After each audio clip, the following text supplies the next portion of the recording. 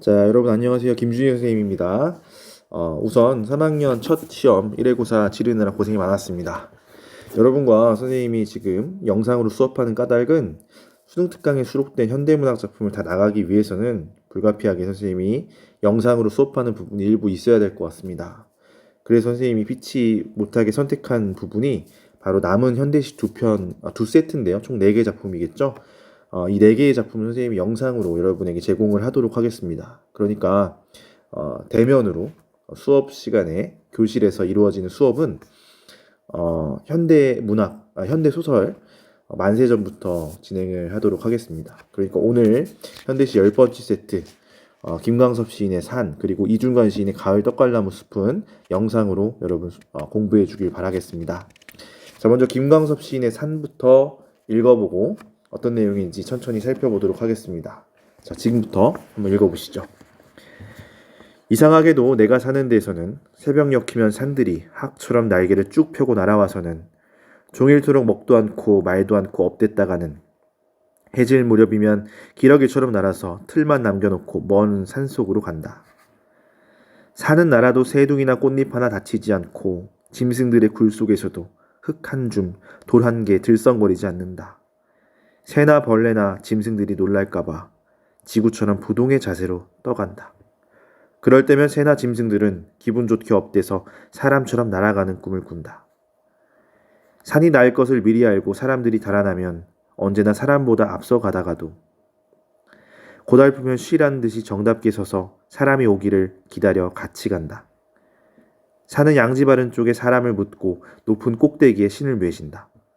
산은 사람들과 친하고 싶어서 기슭을 끌고 마을에 들어오다가도 사람 사는 꼴이 어수선하면 달팽이처럼 대가리를 들고 슬슬 기어서 도로 험한 봉우리로 올라간다. 산은 나무를 기르는 법으로 벼랑에 오르지 못하는 법으로 사람을 다스린다. 산을 울적하면 솟아서 봉우리가 되고 물소리를 듣고 싶으면 내려와 깊은 계곡이 된다. 산은 한번 신경질을 되게 내야만 고산도 되고 명산도 된다. 산은 언제나 기슭에 봄이 먼저 오지만 조금만 올라가면 여름이 머물고 있어서 한 기슭인데 두 계절을 사이좋게 지니고 산다. 이게 김광섭 시인의 산이라는 작품이었습니다. 자, 어떤 내용인지 일단 살펴볼 텐데요. 이 작품 또한 기존에 우리가 자연을 소재로 한 작품들이 많이 있지 않았습니까? 이 작품도 산이라고 하는 자연물을 가지고 전개하고 있는 시입니다. 그런데 자연물을 가지고 정말 그 자연의 경관이나 이런 것들을 묘사하고자 하는 작품도 있습니다만은 대개의 작품들은 이 자연물을 통해서 인간이 어떤 삶의 자세를 가져야 되느냐에 대한 메시지를 전달하는 게 일반적입니다. 그래서 이 작품도 산이 지니고 있는 속성, 그 속성을 인간이 본받아야 된다. 그런 메시지를 전달하고 있는 그런 작품이다 라고 여러분이 이해를 하고 감상을 하면 좋을 것 같습니다. 이 작품에 화자가 등장합니다. 나라고 하는 화자가 등장을 하죠. 이런 화자를 우리는 표면적 화자라고 하는데 이 화자가 실제로 산을 경험하면서 느낀 바들을 독자들에게 전달을 하는 방식으로 전개가 되고 있습니다. 먼저 산이 어떤 속성을 지니고 있는지 천천히 한번 살펴보시죠. 1년부터 보겠습니다. 이상하게도 내가 사는 데에서는 자신이 살고 있는 마을을 얘기하는 것 같아요. 새벽녘이면 산들이 학처럼 날개를 쭉 펴고 날아와서는 자, 날이 밝아오니까 아마 산이 보이기 시작할 거 아닙니까? 그리고 해가 뜨기 시작하니까 그림자가 드리울 겁니다. 그 모습을 마치 학이 날아오는 모습으로 묘사를 한 거예요. 그러니까 처럼이라고 하는 직유법을 쓰고 있고요. 또 해질 무렵이면 그림자가 점점 사라지고 어둠에 산이 잠기지 않겠습니까? 그래서 드리웠던 산 그림자가 이제 사라지는 모습을 기러기처럼 그림자가 날아간다라고 표현을 하고 있습니다. 직유법이고요. 그리고 그림자는 살아있는 존재가 아니므로 이것은 무생물을 생물로 표현한 화류법의 일부다라고 볼 수도 있습니다. 그렇죠? 그리고 말도 않고 엎드려 있었다고 하죠. 업됐다가는 엎드려 있었다라는 뜻입니다. 그러니까 말도 않고 엎드려 있었다라는 표현은 이것은 생물을 넘어서 좀 더 구체화해서 사람으로 표현한 것입니다. 그러니까 여기는 다양한 비유법이 쓰였어요. 직유도 있지만 화류도 쓰였고요. 왜 이렇게 두껍지? 펜이? 화류법도 쓰였고요. 그리고 구체적으로 의인법이 쓰이기도 했다라는 거를 알아두면 좋을 것 같습니다. 자, 여기서 보면 또 우리가 표현상의 특징으로 알아둘 만한 점이 어조가 단정적 어조죠. 뭐뭐 간다, 뭐뭐 해 간다. 약간 현재형 어미를 사용하고 있으면서 단정적으로 진술을 하고 있는데 이것은 매연 반복되면서 자연스러운 은유를 형성하는 효과도 있으면서 또 객관적 진리를 우리에게 들려주는 듯한 느낌을 주잖아요. 이 시는 삶의 태도를 독자들이 본받았으면 하는 그런 교훈적 목적이 다분하기 때문에 이런 단정적 어조를 사용하고 있다라고 여러분이 이해하면 좋을 것 같습니다. 자, 어쨌든 1년에서 이야기하고 싶은 것은 산의 모습을 시각적으로 묘사한 것인데 새벽녘이면 이제 학처럼 쭉 날개를 펴고 날아오는 모습, 이것은 산 그림자가 드리우기 시작한 모습이고, 또 종일토록 먹도 않고 말도 없고 업됐다, 이 말은 낮 동안에 산 그림자가 마을 전체에 드리워 있는 그런 모습, 움직이지 않고 있잖아요. 그런 모습을 이야기하는 것이고, 해질 무렵이면 기러기처럼 날아간다라고 하는 것은 저녁에는 산 그림자가 결국 물러나게 된다라는 것을 이야기하는 것입니다. 여기서 또 우리가 살펴볼 수 있는 특징은요, 시간의 흐름이 드러나죠. 시간의 경과에 따라서 산과 산 그림자의 모습을 자연물에 빗대어서 시각화하고 있다. 두드러진 표현은 화류법이다라는 것 알아두면 좋을 것 같습니다. 자, 2연 보면 산은 날아도, 지금 새에다 빗대고 있으니까 날아간다는 표현을 많이 합니다. 실제 산이 날아간다는 뜻은 아니죠. 자, 산은 날아도 새둥지나 꽃잎 하나 다치지 않게 한다는 의미예요. 그리고 짐승들이 살고 있는 굴 속에도 그 안에 흙과 돌도 있지 않겠습니까? 그런 것들을 들썩이게 하지 않는데요. 이것은 산이 설령 날아가더라도 다른 존재, 산에 어울려 살고 있는 다른 존재에게는 피해를 주지 않는 배려심을 지니고 있다는 겁니다. 자, 그래서 새나 벌레나 짐승들이 놀랄까봐 산의 모습은 늘 지구처럼 부동의 자세를 가지고 있다는 것이죠. 여기 또한 산이 지니고 있는 배려라는 속성을 알 수 있습니다. 자, 인간이 본받아야 될 첫 번째 산의 속성은 그러니까 배려심인 것이죠. 그렇죠? 배려에 대해서 이야기를 하고 있습니다. 자, 그럴 때면 새나 짐승들은, 배려받은 존재들은 기분이 좋아서 사람처럼 날아가는 꿈을 꾼다. 사실 짐승과 사람도 뭐 짐승이라고 볼 수도 있겠습니다. 동물의 일종이니까요. 그러나 분명 사람이 아닌 종과는 사람은 다르잖아요. 그래서 사람처럼 짐승들이 기분 좋아진다는 거. 왜? 배려받았으니까. 사람처럼 대우받아서 기뻐한다라는 모습을 이렇게 묘사를 한 겁니다. 산이 날 것을 미리 알고 사람들이 달아나면 두려운 존재잖아요. 산이라고 하는 것이 경외감을 갖게 하는 존재입니다. 놀랍기도 하면서 또 두려움을 주는 존재죠. 그래서 사람들이 달아나려고 하면 언제나 사람보다 앞서 나간다. 그러니까 언제나 산이라는 존재는 사람보다 우위에 있는 존재다라는 거예요. 그리고 고달프면 쉬란 듯이 정답게 서서 사람이 오길 기다려서 같이 가기도 한답니다. 그러니까 사람보다 분명히 앞서 있는 존재이지만 앞서서 우리 짐승들을 배려했던 모습을 보인 산이었잖아요. 그러다 보니까 우리 인간들에게도 이런 배려심의 모습을 보여준다는 거예요. 사람을 배려하는 모습을 보여준다. 그리고 인간에게 산은 어떤 존재냐? 죽으면 돌아가는 곳이잖아요. 되게 사람을 선산에 묻지 않습니까? 양지바른 산에 묻게 되는데, 그래서 인간이 죽고 나면 돌아가게 되는 장지가 되는 산이고요. 또 높은 꼭대기에는 신을 매신다. 실제로 어느 나라를 가든 좋은 사찰 같은 곳은 대부분 산지에 있죠. 왜냐? 하늘과 맞닿아 있는 가장 가까운 곳이기 때문에 영험한 곳으로 받아들여지기 때문입니다. 그래서 인간에게 굉장히 신성한 존재인 곳이라는 거예요. 사람을 묻는다라는 의미도 어떻게 보면 그런 신성한 존재이기 때문에 가능한 것이겠죠. 자, 산은 사람들과 친하고 싶어 합니다. 좀 두렵고 아주 놀라운 존재이긴 하지만 또 산은 사람들과 친하고 싶어서 마을에 가까이 오다가도 사람들이 사는 꼴이 어수선하면, 이 말은 산은 속세와 떨어져 있는 공간이잖아요. 실제로 그래서 우리가 과거에 고전 시가들 보면 강호가도를 누리기 위해서 이 홍진 덩어리인 속세를 떠나 산이나 강으로 가지 않습니까? 그러다 보니까 어수선한 속세를 싫어한다는 것이죠.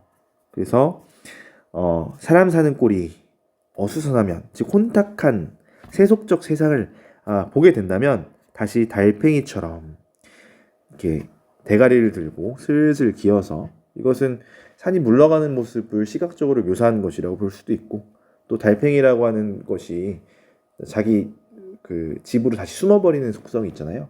그 숨어버리는 산의 속성을 또 이야기를 하려는 것 같습니다. 직유법을 썼고요. 슬슬 기어서에서 이 슬슬은 음성상징어라고 볼 수 있습니다. 자, 슬슬 기어서 다시 도로 험한 봉우리로 올라간다. 이 말은 산은 어떤 모습을 거부한다는 얘기냐면 세속적인 인간의 삶을 거부한다라는 거예요. 인간을 좋아하지만 너무 세속적인 모습은 또 싫어한다라는 얘기겠죠. 산은 나무를 기르는 법으로 생명을 소중히 여기는 것, 그리고 또 나무를 기르는 것은 굉장한 인내를 요하는 것이죠.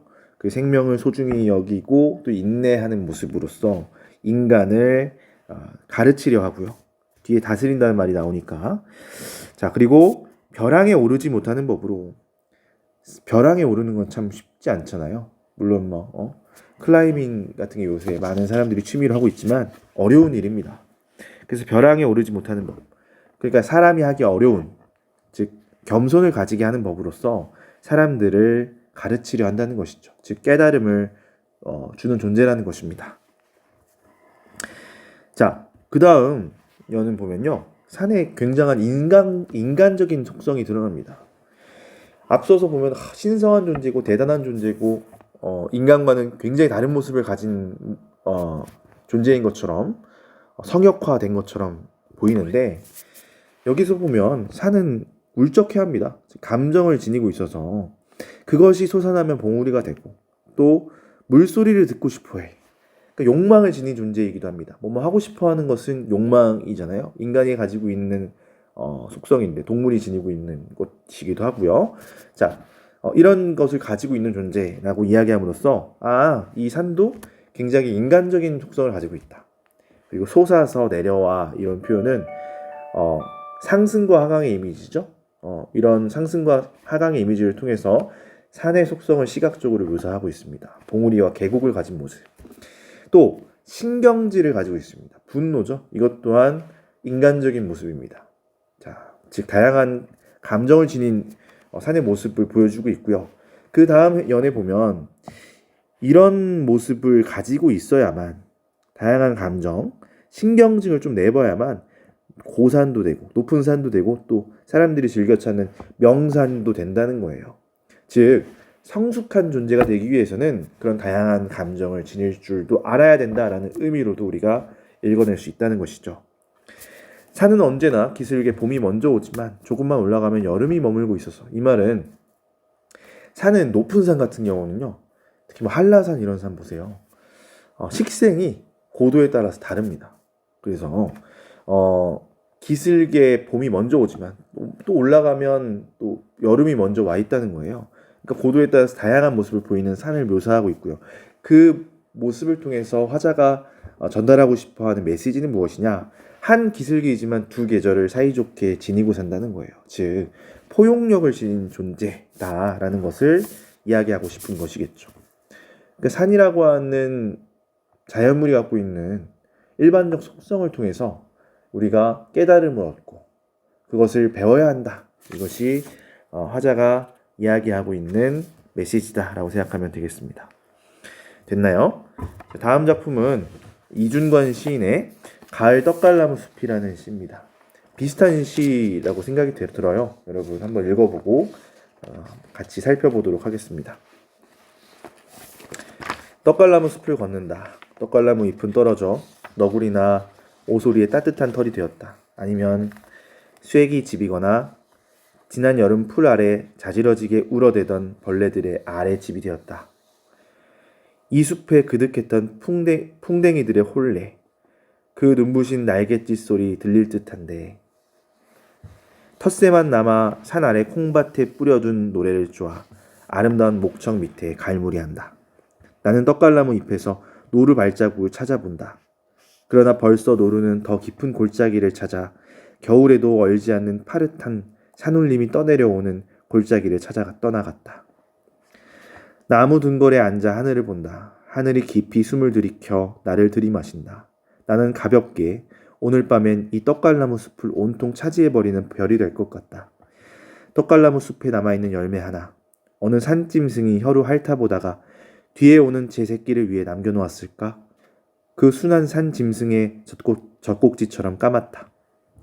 나는 떡갈나무에게 외롭다고 쓸쓸하다고 중얼거린다. 그러자 떡갈나무는 슬픔으로 부은 내 발등에 잎을 떨군다. 내 마지막 손이야. 뺨에 대봐. 조금 따뜻해질 거야. 잎을 떨군다. 자, 가을 떡갈나무 숲이라는 시인데요. 앞선 산과 공통점도 있고 조금의 차이점도 있어 보입니다. 공통점이라고 하는 것은 이 자연물에게 화자가 무언가를 어떤 태도를 배우려는 점인 것 같고요. 차이점이라면 이 떡갈나무 숲 같은 경우는 가을 떡갈나무 숲 같은 경우는 화자 개인이 가지고 있는 아픔을 떡갈나무 숲에게 치유받는 모습이 등장합니다. 앞선 산에서는 그런 장면이 드러나진 않죠. 자, 그럼 어떤 내용인지 같이 살펴보도록 하겠습니다. 떡갈나무 숲을 걷는다. 이 시의 중심 대상입니다. 자, 시적 대상이죠. 떡갈나무 잎은 떨어져. 자, 왜냐? 지금 이 시의 계절적 배경을 좀 알 수 있게 합니다. 앞선 산에서는 그런 계절적 배경이 두드러지게 나타나지는 않았던 것 같은데 이 시는 계절적 배경이 드러나죠. 아마도 무언가 이파리가 떨어지는 계절이라면 조락의 계절이겠죠. 가을을 우리가 예상케 합니다. 너구리나 오소리에 따뜻한 털이 되었다. 자, 잠시만요. 자, 너구리나 오소리에 따뜻한 털이 되었다 라고 했는데 여기서 따뜻한이라고 하는 우리가 촉각적 심상이 드러나죠. 시에서는 이렇게 감각적 이미지를 많이 사용합니다. 자, 그리고 보면 울어대던 벌레들의 잠시만요. 벌레들의 아래집이 되었다. 또 청각적 심상으로 그 숲의 이미지를 그려내고 있습니다. 자, 여기서 우리 주목해 볼 게 무엇이냐면 떡갈나무 잎이 각각 이제 따뜻한 털이 되고요. 쐐기 집이 되고 벌레들의 아래 집이 되었다라는 표현인 겁니다. 즉 떡갈나무 잎이 가지고 있는 생명의 어떤 무언가를 베풀려는 그런 모습, 자세를 보여주고 있다는 것이죠. 아까 공부했던 산과 되게 비슷한 속성이죠. 남을 배려하고 포용하려는 모습입니다. 이 숲에 그득했던 풍뎅이들의 혼례는 결혼을 의미하는 것이죠. 그런데 풍뎅이들의 혼례, 실제로 풍뎅이들이 결혼식을 올리는 건 아니잖아요. 그래서 이것은 의인화됐다고 볼 수 있습니다. 그리고 그득했던이라고 하는 것은 과거입니다. 그리고 과거에 생명력이 가득했던 순간을 떠올리게 하는 것입니다. 지금 현재는 그렇지 않아요. 지금 현재는 떨어져 있는 상황, 즉 모든 생명력이 소멸되고 있는 그런 상황입니다. 자, 그 눈부신 날갯짓 소리 들릴 듯한데, 자, 눈부신 날갯짓이라고 하는 것은 날갯짓 소리, 즉 청각이죠. 그리고 눈부신이라고 하는 것은 시각입니다. 여기서 말하고자 하는 바는 소리일 겁니다. 그 소리가 눈부시다라는 표현이죠. 그러니까 청각을 시각화한 공간적 표현이라고 볼 수 있겠습니다. 자, 그런데 그 날갯짓 소리들이 들릴 것만 같기도 한 네, 지금 현재는 없다는 얘기입니다. 그래서 텃새만 산에 늘 남아있는 철새가 아닌 텃새입니다. 그 터에 늘 남아있는 새만 남아서 산 아래 콩밭에 뿌려둔 노래를 쪼아. 이것은 실제로 노래라기보다는 콩밭에 뿌려둔 것일 테니까 곡식을 의미하는 것 같습니다. 그래서 어떻게 보면 곡식을 노래에다가 빗댄 것 같아요. 즉 은유적 표현이라고 볼 수 있을 것 같습니다. 그래서 아름다운 목청 밑에 갈무리한다. 새가 노래를 부르는 동물이잖아요. 아름답게 지저귀는 동물 아닙니까? 그래서 아름다운 목청에 이것들을 갈무리한다라고 하는 것은 저장한다는 의미예요. 마무리라는 뜻도 있지만 여기서는 저장한다라는 의미로 받아들이는 게 좋을 것 같아요. 노래하는 그 텃새의 모습을 이야기하는 것이고, 이런 조락의 계절에도 남아있는 생명력에 대해서도 이야기를 하고 있습니다. 나는 떡갈나무 잎에서 노루 발자국을 찾아본다. 자, 노루 발자국을 찾아본다는 것은 생명력을 한번 찾아본다는 의미예요. 여기에 혹시 어떤 생명체가 없는지 찾아봅니다. 그러나 노루는 벌써 더 깊은 골짜기를 찾아 가버렸습니다. 없죠.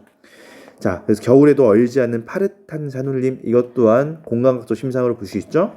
산울림을 파릇하다고 표현했으니까 역시나 청각의 시각화입니다. 그런 산울림이 떠내려오는 골짜기를 찾아서 떠나갔다. 지금 현재 화자가 머물고 있는 이 떡갈나무 숲에는 노루가 없는 상황입니다. 그러니까 적막하죠. 나는 등걸에 앉아 하늘을 본다. 자, 하늘이 깊이 숨을 나를 들이마신다. 여기서 우리가 생각해 볼 수 있는 것은 하늘이 숨을 들이켜서 나를 들이마신다는 것은 이게 실제로 가능한 일은 아니잖아요. 근데 이 표현이 의도하는 것은 하늘이 나를 받아들인다는 의미. 즉, 하늘은 자연이잖아요. 자연의 화자가 동화되고 있는 모습을 그리고 있다고 볼 수 있을 것 같습니다. 이게 동화가 돼야만 뒤에서 떡갈나무와 화자가 대화를 나누는 장면이 나오지 않습니까? 그래서 이제 동화가 되고 있는 모습이라고 생각하면 되겠습니다. 자, 나는 가볍게 오늘 밤엔 이 떡갈나무 숲을 온통 차지해버리는 별이 될 것 같다. 화자 또한 그 동화가 됐기 때문에 자연과 교감을 할 수 있는 그런 자세를 갖게 된 것 같다라고 고백을 하는 장면이라고 보면 되겠습니다. 떡갈나무 숲에 남아있는 열매 하나. 자, 보세요. 모든 것이 다 져버린 이 가을에 얼마나 귀합니까? 이 조라기 계절에 남아있는 귀한 식량 하나를 화자가 발견합니다. 어느 산짐승이 혀로 핥아보다가 뒤에 오는 제 새끼를 위해 남겨놓았을까? 자, 그러니까 아까 말했다시피 떡갈나무 나무 잎이 굉장한 배려와 포용력을 지니고 있잖아요. 너구리나 오수리의 따뜻한 털이 되기도 하고, 쐐기의 집이 되고, 벌레들의 아래 집이 되기도 하고, 처럼 숲은 포용력을 지닌 공간입니다. 그래서 이 남아있는 열매 하나도 마치 까치밥처럼 제 새끼든 아니면 다른 생명체든 누군가를 위해서 남겨두었다. 즉 배려와 포용이 넘치는 숲의 모습을 또 역시나 형상화하고 있다라고 볼 수 있습니다. 그 순한 산짐승의 표면상으로는 말 그대로 산짐승을 의미하는 것이겠죠. 그러나 그런 짐승들이 살고 있는 공간이라면 산 자체가 굉장히 순한 곳일 수도 있어요. 그래서 중의적 표현으로 우리가 받아들일 수 있을 것이고, 처럼이라는 직유법을 썼는데 열매의 색깔이 이제 까만 색깔인가 봐요. 근데 여기서 젖꼭지라는 말을 썼는데 포용력, 배려, 끌어안음이라고 하는 속성을 가지고 있는 것은 대부분 그래도 모성 아닙니까? 그래서 모성애를 떠올리게 하는 그런 시어로 젖꼭지를 사용한 것 같습니다. 나는 떡갈나무에게 외롭다고 쓸쓸하다고 중얼거린다. 화자의 감정이 직접 드러나는 부분입니다. 직접 제시합니다. 그래서 아마 이 숲을 찾은 것 같아요. 위로를 받기 위해서 중얼거린다. 그러자 떡갈나무는 지금 이미 자연과 동화가 되어 있는 화자입니다. 그래서 떡갈나무를 의인화합니다. 슬픔으로 부은 내 발등에 화자의 고통을 이렇게 구체화하고 있어요. 추상적인 감정, 슬픔 아니면 그 내면의 아픔 같은 것들을 부은 발등으로 구체화하고 있죠. 시각화하고 있습니다. 자, 부은 발등에 잎을 떨군다. 아마 몇 개 남지 않은 떡갈나무 잎이 화자의 발등 위에 톡 떨어진 것 같습니다. 그러면서 떡갈나무가 건네는 말, 내 마지막 손이야. 자, 이건 위로의 손길이고요. 화자와 교감을 하고 있는 모습입니다. 뺨에 대봐. 조금 따뜻해질 거야. 잎을 떨군다. 화자를 위로하는 떡갈나무의 모습이고, 그러니까 이렇게 배려와 포용이 넘치는 떡갈나무 숲을 찾아서 이 화자가 마음의 위안과 평화를 얻었다라는 메시지를 전달하고 있는 아주 마음 따뜻해지는 그런 시입니다. 그러니까 이 시를 읽고 나면 마음이 참 심란한 독자들은 자신도 이런 숲을 찾아가고 싶게 하죠. 실제로 나무들이 빽빽한 그런 숲을 가보면 마음이 위로받는 느낌을 받기도 합니다. 자, 그런 시였어요. 자, 시인에 대한 소개는 선생님이 프린트를 나눠주면 거기에 쓰여있는 걸 한번 읽어보길 바라겠습니다. 따로 설명치 않겠습니다. 자, 문제 풀어보겠습니다. 자, 1번 문제입니다. A와 B에 대한 설명으로 가장 적절한 것을 골라보자. 자, 먼저 1번 선지 보겠습니다. A는 B와 달리 동일한 식구를 반복하여 특정 공간의 애상적 분위기를 강조하고 있다라고 했는데, 일단 A, 산이죠. 이 부분, 산의 이 부분인데 동일한 식구를 반복했느냐? 한눈에 봐도 동일한 식구를 반복하지도 않았고, 또 산이라는 시가 그 산이라는 공간이 애상, 슬픔을 떠올리게 하는 그런 공간은 전혀 아니죠. 그래서 아닙니다. 자, 2번 B는 A와 달리 직유법을 사용하여 시간의 흐름에 따라 변화하는 대상의 모습을 나타내고 있다라고 했는데, 직유법은 뭐뭐처럼 뭐뭐같이와 같은 직접적인 빗댐의 표현이 드러납니다. 그러나 오히려 A의 그런 표현이 드러나죠. 그죠? 학처럼, 그치, 기러기처럼 이런 표현이 드러나고, 시간의 흐름에 따라서 변화한 대상의 모습 또한 새벽녘, 해질 무렵, 종일토록 시간의 흐름 또한 A에 더 잘 드러납니다. 그래서 B와 달리라는 표현은 틀렸습니다. 3번 A와 B는 모두 현재형 진수를 사용하여 라고 했는데, 뭐뭐 해간다, 잎을 떨군다, 니은다는 현재형 진술이 맞습니다. 그런데 이것이 화자의 부정적 처지를 생생하게 묘사하기 위한 것이냐? 일단 A는 전혀 아니죠. 화자의 부정적 처지. 산 같은 경우는 화자를 드러내고 있긴 하지만 자기 자신의 감정이나 어떤 상황을 직접적으로 드러내고 있지는 않습니다. 그렇죠? 그래서 아니죠. 자, B도 보면 화자의 부정적 처지를 드러내기 위해서 이 현재형 진술을 사용했다라고 보기는 좀 어려운 부분이 있습니다. 자, 4번 A는 시각적 심상을 사용하여, B는 촉각적 심상을 사용하여 화자의 고독한 처지를 형성하고 있다 라고 했는데, 자, 시각적 심상을 사용한 건 맞아요. A에. 그렇죠? 그림자가 들이우는 모습을. 그리고 B도 촉각적 심상을 사용한 것은 맞습니다. 그렇죠? 따뜻하다 이런 시어를 통해서 보면 촉각도 맞습니다. 그러나 화자의 고독한 처지가 드러나고 있느냐? B는 드러나고 있는 것 같아요. 그렇죠? 그러나 이 촉각적 심상으로 인해서 드러난 건 또 아니야. 그리고 A는 아예 고독한 처지가 드러나지는 않습니다. 그러니까 4번은 아니죠. 자, 5번 A는 독백의 방식을 활용하여, B는 대화하는 방식을 활용하여. B는 확실하게 대화하는 방식이죠. 내가 중얼거렸고요. 떡갈나무가 답을 합니다. 그래서 대화하는 방식. 당연히 A는 독백의 방식이죠. 대개의 시는 독백이니까요. 그래서 자연물에 대한 화자의 인식을 드러내고 있다. 이것도 맞는 표현인 것 같습니다. 산에 대해서 그렇죠? 화자의 인식이 드러나고 있고, 떡갈나무에 느낀 것을, 그치? 느낀 화자의 인식을 그 대화의 방식으로 표현한 거잖아요. 그래서 맞다고 볼 수 있습니다. 자, 2번 기억부터 미음에 대한 이해로 적절하지 않은 것을 골라보자. 기억.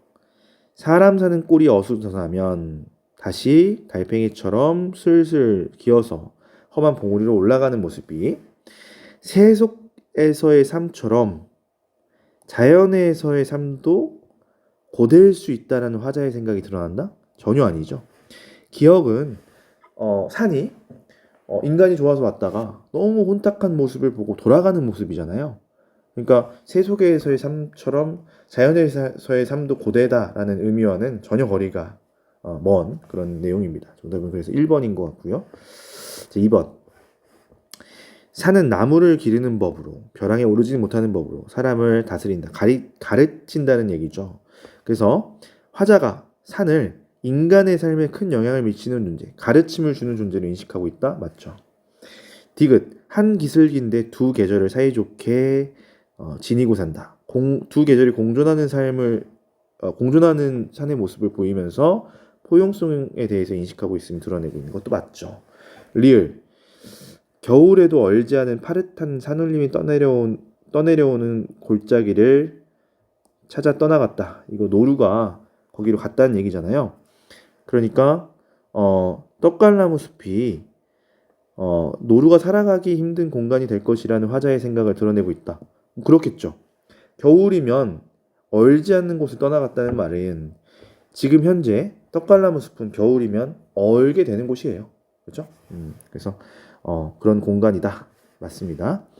미음 어느 산 짐승이 혀로 핥아보다가 뒤에 오는 그래서 남겨놨다는 것이죠. 그 열매 하나가 떡갈나무 숲에 사는 생명체들이 따뜻한 마음을 지니고 있을 것이라는 화자의 추측을 드러내고 있다. 이것도 맞죠.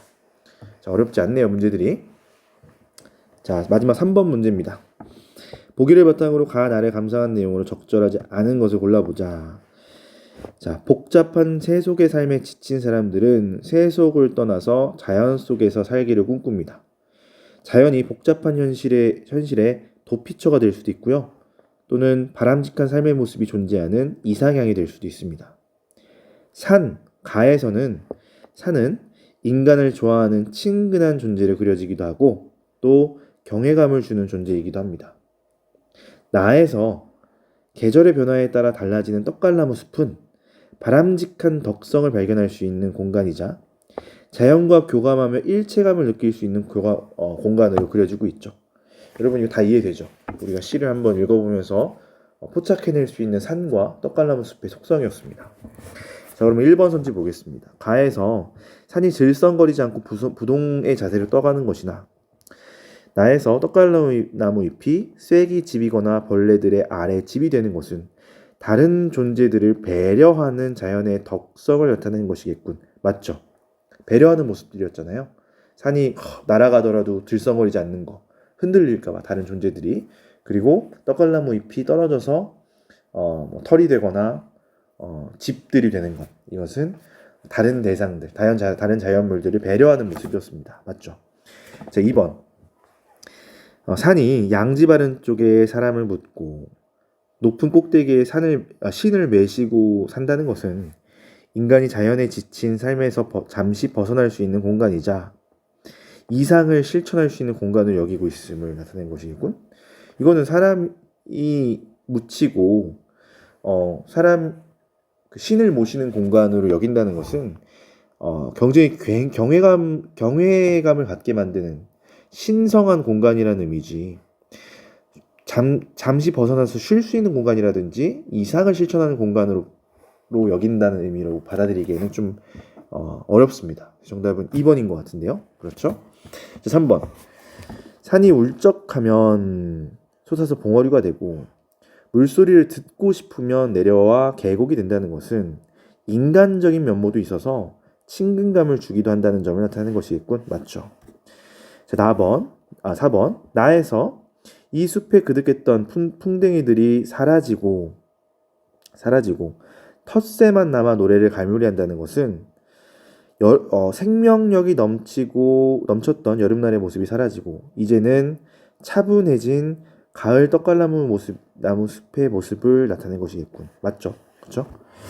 자, 5번. 나에서 하늘이 나를 들이마셔 자신이 이 떡갈나무 숲을 온통 비치는 별이 될 것 같다라는 것은 화자가 떡갈나무 숲에서 자연과 교감하며 자연과 일체감을 느끼고 있음을 나타낸다고 볼 수 있습니다. 정답은 2번이 분명하네요. 자, 이렇게 해서 문제까지 다 풀어봤습니다.